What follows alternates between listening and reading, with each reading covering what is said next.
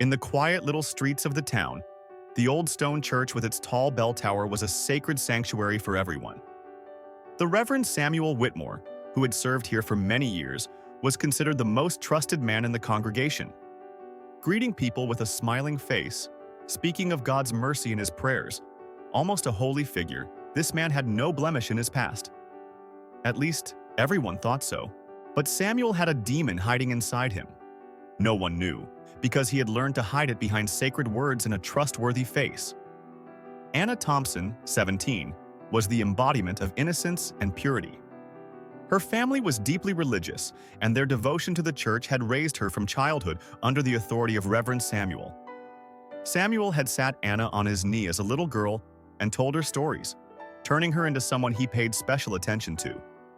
Over the years, however, this attention took a strange turn. Samuel's eyes were always looking for her in the crowd he was preaching to. Even in the midst of prayers and hymns, his eyes would linger on her. At first, it seemed like fatherly affection, but over time it became more somber and disturbing. Anna didn't understand it at first because she was a pure soul.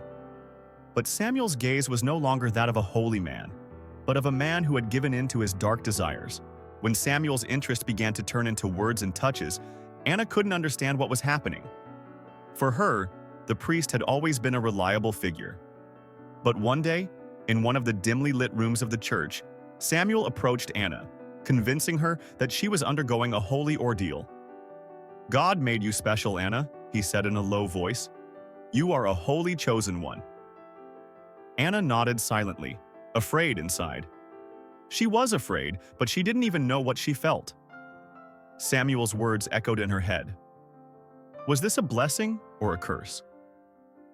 But as time passed, Anna began to notice a change in her body. Morning sickness, dizziness. One day, when she looked in the mirror, she realized the truth. She was pregnant. Tears welled up in her eyes when she realized this. She didn't know what to do. Who could she go to? How could she tell her family? Who would listen to her? But she finally broke her silence. When she told her father the truth, the whole world stopped for her. When she saw the shock and anger in her father's eyes, Anna fell to her knees. The man's hands were shaking, his eyes burning like fire. "Who?" she asked in a low voice. When she heard Samuel's name, there was a moment of silence. Then the look on the man's face was pure savagery. "I will hold him to account," his father said. But that night, when he stepped into the church, he wasn't just asking for justice. He was also signing a death warrant. When the Thompson family pushed hard on the wooden door of the church and entered, Samuel was waiting for them. He was calm but with a threatening look in his eyes. Anna's father shouted in a voice trembling with rage, "You are not a priest, you are a monster!" Samuel's face contorted for a moment, then he took a deep breath. He knew it would come to this. He walked slowly behind the altar. "You are wrong," he said in a soft voice. "This was a test from God. Your daughter was chosen."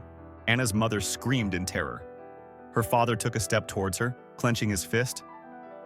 At that moment, Samuel reached under the altar and pulled out a gun. The stone walls of the church trembled as the first shot echoed. Anna screamed as her father collapsed, clutching his chest. Her mother froze in shock. But Samuel did not stop. The second and third bullets rained down on your mother and Anna. That night, the holy hall turned into a slaughterhouse. Samuel was gasping for breath in the middle of the corpses. The gun in his hands was hot, blood splattered on his face. But he wasn't finished. He quickly tried to clean up the traces inside the church. But there was something he didn't know. Two parishioners who had arrived early had seen what had happened from the back pews. Holding their breath, they hid quietly and called the police with shaking hands.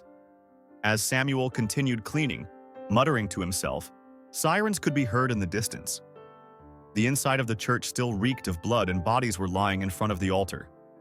Samuel looked up as blue-red light streamed in from under the door. When the doors opened, the police had their guns drawn. Now he had nowhere to run. He closed his eyes and took a deep breath, then raised his hands and whispered, "God will forgive me."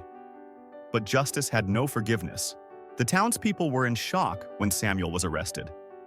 At the police station, his eyes empty, he confessed in a deep inner storm, I killed them. But it was God's plan. His words caused confusion in everyone's mind. The congregation could not grasp the meaning of what had happened. The trial proceeded quickly, the townspeople demanding that the guilty man be brought to justice. The judge sentenced Samuel to life imprisonment, but his imprisonment did not bring a modicum of peace to the townspeople. Everyone began to wonder if there was a danger to the town after Samuel's death. But the most terrible thing was that the truth had not yet come out. One night, something strange happened in prison. No sound was heard coming from Samuel's cell in the morning. When the guards knocked on his door, they were quick to enter. Samuel's lifeless body was on the floor, but on the wall, written in blood, was a sentence. True salvation begins now. Samuel's death horrified the townspeople once again. It was like his last words as the townspeople tried to understand what was real. After Samuel's death, the peace of the town never returned.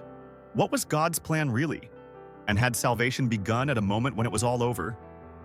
If you want to hear more of such profound stories, don't forget to subscribe to our channel. We will be back every week with new content. We also welcome your comments. See you soon.